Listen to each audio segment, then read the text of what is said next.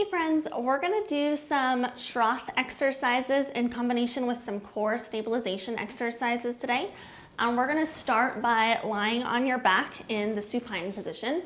If you have bean bags or wedges or even a rolled up pair of socks or a little towel, we can use that to pad the prominence on your back to give you some increased awareness in proprioception for how we are trying to move to get the best possible correction. So I'm gonna go ahead and lie down here on my back. I'm gonna tuck this pad underneath the prominence of your back. That's where the convexity of the curve is where you're gonna place that pad. So if you have an S-shaped curve, you might need a pad for the lumbar spine and the thoracic spine. If you have a single lumbar or single thoracolumbar, you might just need one pad. If you haven't used props like this before, you can also do this without and it will work. So I'm gonna take my legs, I'm gonna bring my right leg out straight and keep my left knee bent. That is curve pattern specific here. So again, we're straightening out the leg on the side of the convexity of the lumbar curve if you have a primary lumbar curve. If you have a primary thoracic curve, you can keep both knees bent and feet flat here on the mat. And so if you don't know this about yourself already and you're not sure, you can also just default to both knees bent, feet flat on the ground, and you don't have to use any props. So that is an option, although I do always recommend that everybody learn and understand their curve pattern so you can get the most out of these exercises. All right, so I'm gonna go ahead and bring my right leg back into a little bit of abduction, external rotation, and also keep that leg extended while my left leg here is bent with the foot flat on the mat. And I've got a pad tucked under my right side for my right thoracolumbar curve, but again, curve pattern specific, so you need to know your curve to figure out the right placement here. You're gonna bring your fingertips up to your shoulders, elbows pressing wide here, and we're gonna start with the first few breaths, thinking about inhaling, moving forward and upward away from the pad on the right side, out and back towards the mat on the opposite side. Every breath in, you're expanding and opening through the concavity of the back. Every breath out, you're maintaining expansion, pressure, and tension. Inhale, lift forward and upward away from the pad, out and back towards the ground on the opposite side. If you aren't using any props, try to imagine expanding throughout your trunk, like you're expanding like a cylinder or a soda can and creating this nice symmetrical expansion in 360 degrees.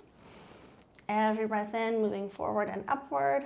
Every breath out, out and back on the concave side. Stay looking straight ahead. Try to avoid rotating through your shoulders or through your hips here. Inhale again, lengthen, expand, and open. And then exhale, hold it right there. Keep that pressure and tension. Inhale, lengthen, expand even more. And as you exhale, keep pressure, keep tension, maintain. Take a couple more breaths, trying to maintain that best expansion and postural correction. And then we're gonna bring your right leg up to match your left. You can either choose to leave pads or props in place or move them if you like. I'm gonna start by reaching both arms up towards the ceiling here. So I often think that every exercise can be a core exercise because your core is your stable base. And when we're working with scoliosis, it is a problem of instability and collapse.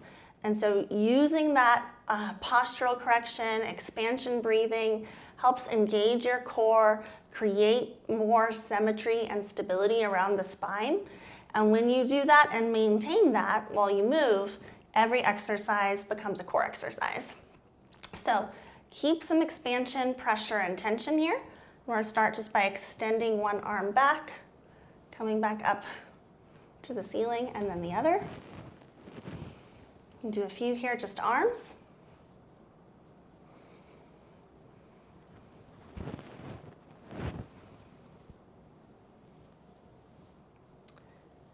And then we're gonna lift feet and do a few just heel taps.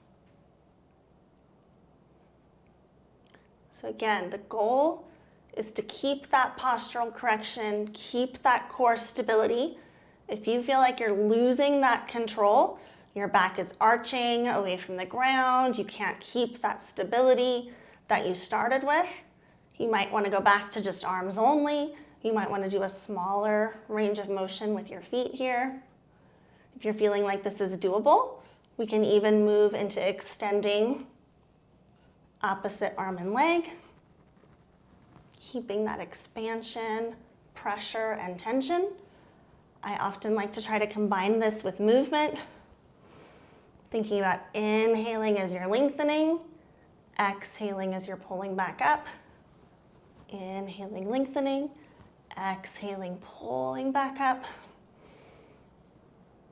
If you feel like you lose your postural correction, it's a good opportunity to take a rest break, reset, come back into that starting position, and maybe even do a few breaths from here. Every breath in, you're expanding and opening through the concavity. Every breath out, keeping that nice expansion, pressure, and tension. The supine position, or lying on your back, tends to be a great one for core stability because it's going to help you keep that neutral spine and avoid extending or rounding through your back with movement. As we come into more upright positions, that can get a little bit harder, so it's a good challenge, but just you have to have a little bit more awareness of how you're moving. So I'm going to go ahead and come up into a seated position here next for a moment. Or actually, I'm going to come into more of a tall kneeling position, and I'm going to grab a couple light weights. You could use soup cans, you could use water bottles, you could use something that's maybe 1 or 2 pounds. You can also do this in standing. I'm going to come here into tall kneeling. So this is going to be a core stabilization exercise. Start by finding that equal weight through your knees, standing nice and tall or sitting nice and tall. You've got ears over your shoulders, shoulders over your hips.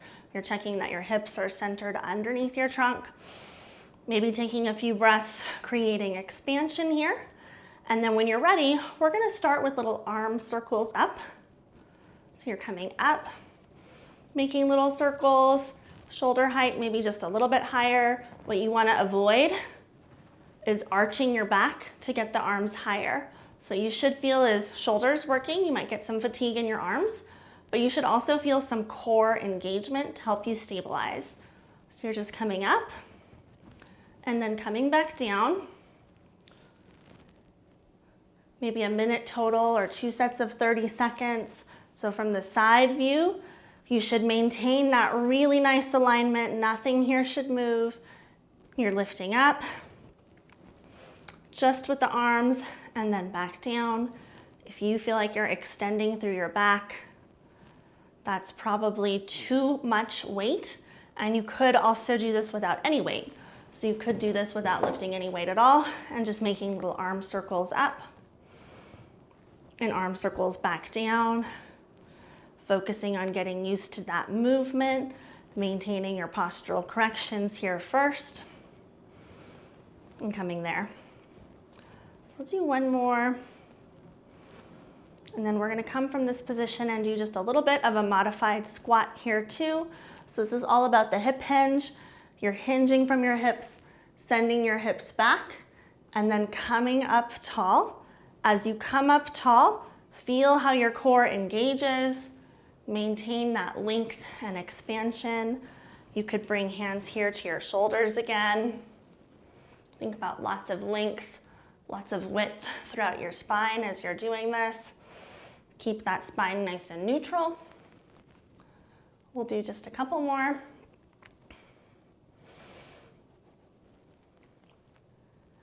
And then come on back up. This is going to be short, so we'll end in this tall kneeling position, finding that best alignment, equal weight through your knees, nice and tall. Use your expansion breathing to make sure that core stays engaged and active. And if you can do this throughout your day, keep that core engagement, Really every exercise at some level can become a core exercise. So there's always some baseline level of activity here, helping to stabilize your spine and promote that symmetry three-dimensionally. If you found this helpful, let me know.